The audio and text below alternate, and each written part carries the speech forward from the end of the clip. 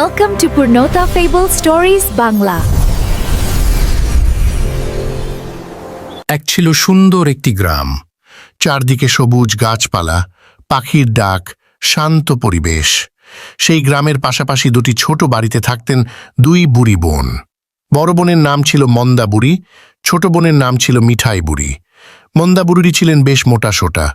তিনি খুব ভালো রান্না করতেন, গ্রামের মানুষ তার রান্নার প্রশংসা করত। অন্যদিকে মিঠাই বুড়িও খেতে খুব ভালোবাসতেন। তিনি একটু দুষ্টু স্বভাবের ছিলেন, নতুন কোনো খাবারের গন্ধ পেলেই তার কৌতূহল বেড়ে যেত। দুই বোন একে অপরকে খুব ভালোবাসতেন, কিন্তু ছোটখাটো বিষয় নিয়ে প্রায়ই ঝগড়া করতেন। কখনো গাছের আম নিয়ে ঝগড়া, কখনো উঠানের ফুল নিয়ে ঝগড়া, কখনো আবার কে আগে কুয়ো থেকে পানি তুলবে তা নিয়ে ঝগড়া। গ্রামের মানুষও তাদের এই মজার ঝগড়া দেখে হাসত।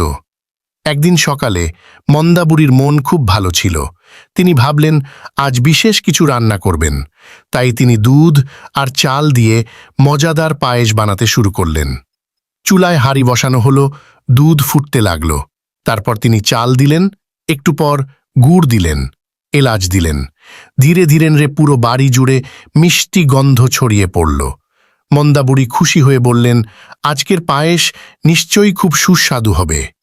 ওদিকে নিজের বাড়িতে বসেছিলেন মিঠাই বুড়ি। হঠাৎ তার নাকে সেই মিষ্টি গন্ধ এসে লাগল। তিনি চোখ বড় বড় করে বললেন, আহা, কি সুন্দর গন্ধ! মনে হচ্ছে মন্দা দিদি আজ অসাধারণ কিছু রান্না করেছে। তিনি নিজের মনকে বোঝানোর চেষ্টা করলেন, না না, আমি যাব না, নিজের কাজে মন দেব। কিন্তু কিছুক্ষণ পর আবার সেই গন্ধ এসে তার নাকে লাগল। তিনি বললেন, একবার দেখে এলে ক্ষতি কি, শুধু দেখব, কিছু খাব না। এই কথা বলে তিনি ধীরে ধীরে মন্দা বুড়ির বাড়ির দিকে হাঁটতে লাগলেন। এদিকে পায়েস তৈরি হয়ে গেছে। মন্দা বুড়ি খুব খুশি হয়ে পায়েসের হাঁড়ি রান্নাঘরে রেখে পাশের ঘরে একটু বিশ্রাম নিতে গেলেন। সুযোগ পেয়ে মিঠাই বুড়ি চুপচাপ রান্নাঘরে ঢুকে পড়লেন। রান্নাঘরে ঢুকে তিনি অবাক হয়ে গেলেন। বড় হাঁড়ি ভর্তি পায়েস, তার উপরে হালকা ধোঁয়া উঠছে, গন্ধে পুরো ঘর ভরে গেছে। মিঠাই বুড়ি বললেন, বাহ, দেখতে তো দারুণ হয়েছে। তিনি হাঁড়ির কাছে গিয়ে ভালো করে দেখতে লাগলেন। ঠিক তখনই অসাবধানতাবশত তার হাত পাশের একটি গ্লাসে লেগে গেল। গ্লাসটি মাটিতে পড়ে ঠং করে শব্দ হল। মিঠাই বুড়ি ভয়ে লাফিয়ে উঠলেন। অন্য ঘরে বসে থাকা মন্দা বুড়িও শব্দ শুনে চমকে গেলেন। তিনি বললেন, কে ওখানে? কে আমার রান্নাঘরে? মিঠাই বুড়ি আর এক মুহূর্তও দাঁড়ালেন না। তিনি দ্রুত নিজের বাড়ির দিকে দৌড় দিলেন। মন্দা বুড়ি রান্নাঘরে এসে দেখলেন গ্লাস মাটিতে পড়ে আছে। চারপাশে তাকিয়ে তিনি বললেন, নিশ্চয়ই মিঠাই এসেছিল। এরপর তিনি রাগ করতে লাগলেন। সারাদিন তিনি এই বিষয় নিয়েই ভাবলেন। পরদিন সকালে তিনি সিদ্ধান্ত নিলেন যে এর বিচার চাইবেন। সেই গ্রামের কাছেই ছিল এক দয়ালু রাজার রাজ্য। রাজা ছিলেন খুব বুদ্ধিমান। মানুষের সমস্যা তিনি ধৈর্য নিয়ে শুনতেন। মন্দা বুড়ি সোজা রাজার দরবারে পৌঁছে গেলেন। দরবারে গিয়ে তিনি জোরে বললেন, মহারাজ, বিচার চাই। রাজা অবাক হয়ে বললেন, কি হয়েছে মন্দা বুড়ি? মন্দা বুড়ি বললেন, আমার বাড়িতে চুরি হয়েছে। রাজা বললেন, চুরি হয়েছে? এটা তো খুবই গুরুতর বিষয়। কি চুরি হয়েছে? মন্দা বুড়ি বললেন, আমার রান্নার গন্ধ চুরি হয়েছে। রাজা কিছুক্ষণ চুপ করে রইলেন। দরবারের লোকজনও অবাক হয়ে গেল। রাজা বললেন, আমি ঠিক শুনেছি তো, তোমার রান্নার গন্ধ চুরি হয়েছে? মন্দা বুড়ি বললেন, হ্যাঁ মহারাজ, আমার বোন মিঠাই আমার রান্নার গন্ধ নিয়ে আনন্দ করেছে। দরবারে উপস্থিত অনেকে হাসি চেপে রাখার চেষ্টা করল, কিন্তু রাজা খুব শান্তভাবে বললেন, আচ্ছা, আগে মিঠাই বুড়িকে ডেকে আনো।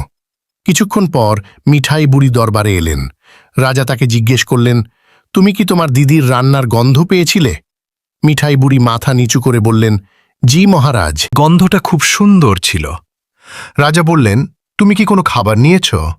মিঠাই বুড়ি বললেন, না মহারাজ, আমি শুধু দেখতে গিয়েছিলাম, তারপর ভয় পেয়ে চলে এসেছি। মন্দা বুড়ি বললেন, কিন্তু ও আমার অনুমতি ছাড়া গিয়েছিল। রাজা মাথা নেড়ে বললেন, বুঝেছি। এরপর তিনি কিছুক্ষণ চিন্তা করলেন, তারপর বললেন, তোমাদের বিচার হবে, তবে একটু ভিন্নভাবে। তিনি দুই বোনকে নিয়ে রাজপ্রাসাদের বাগানে গেলেন। সেখানে রোদ পড়েছিল। মিঠাই বুড়ির ছায়া মাটিতে স্পষ্ট দেখা যাচ্ছিল। রাজা মন্দা বুড়িকে বললেন, তোমার বোন যদি শুধু গন্ধ নিয়ে থাকে তাহলে তুমি তার ছায়াকে শাস্তি দাও। মন্দাবুড়ি অবাক হয়ে বললেন, ছায়াকে শাস্তি দেব? রাজা হাসলেন, তারপর বললেন, গন্ধ যেমন ধরা যায় না, ছায়াকেও ধরা যায় না। যদি গন্ধের জন্য বিচার চাও তবে ছায়ার জন্যই বিচার হবে। মন্দাবুড়ি এবার নিজের ভুল বুঝতে শুরু করলেন। তিনি কিছুক্ষণ চুপ করে রইলেন, তারপর লজ্জা পেয়ে বললেন, মহারাজ, আমি আসলে খুব রেগে গিয়েছিলাম, ছোট্ট বিষয়কে বড় করে ফেলেছি। মিঠাই বুড়িও বললেন, আমারও ভুল হয়েছে, আমার অনুমতি নিয়ে যাওয়া উচিত ছিল। রাজা খুশি হয়ে বললেন, খুব ভালো, যে নিজের ভুল বুঝতে পারে সে সবচেয়ে জ্ঞানী। দুই বোন একে অপরের দিকে তাকালেন, তারপর হেসে ফেললেন। মন্দাবুড়ি বললেন, চল, আজ থেকে আর ঝগড়া নয়। মিঠাই বুড়ি বললেন, ঠিক আছে, তবে মাঝে মাঝে পায়েস খেতে ডাকতে হবে। মন্দাবুড়ি হেসে বললেন, অবশ্যই ডাকব। দুই বোন হাত ধরাধরি করে বাড়ির দিকে ফিরে গেলেন। সেদিন বিকেলে মন্দাবুড়ি আবার পায়েস গরম করলেন। তারপর দুই বোন পাশাপাশি বসে গল্প করতে করতে পায়েস খেলেন। গ্রামের মানুষ এই দৃশ্য দেখে খুব খুশি হল, কারণ তারা জানত এই দুই বোন ঝগড়া করলেও একে অপরকে খুব ভালোবাসে। সেদিনের পর থেকে তাদের ঝগড়া অনেক কমে গেল।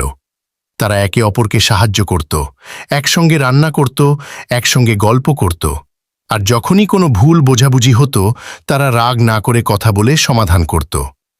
এভাবেই মন্দাবুড়ি আর মিঠাই বুড়ি সুখে শান্তিতে দিন। গল্পটি কেমন লেগেছে তা অবশ্যই কমেন্ট করে জানাবেন।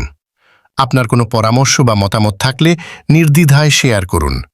যদি কোথাও কোনো ভুল চোখে পড়ে তাহলে সেটিও আমাকে জানাতে ভুলবেন না, যাতে ভবিষ্যতে আরও ভালো কন্টেন্ট উপহার দিতে পারি। কোনো প্রশ্ন থাকলে কমেন্ট সেকশনে লিখুন, আমি যথাসাধ্য উত্তর দেওয়ার চেষ্টা করব। ভিডিওটি ভালো লাগলে লাইক, শেয়ার এবং সাবস্ক্রাইব করতে ভুলবেন না।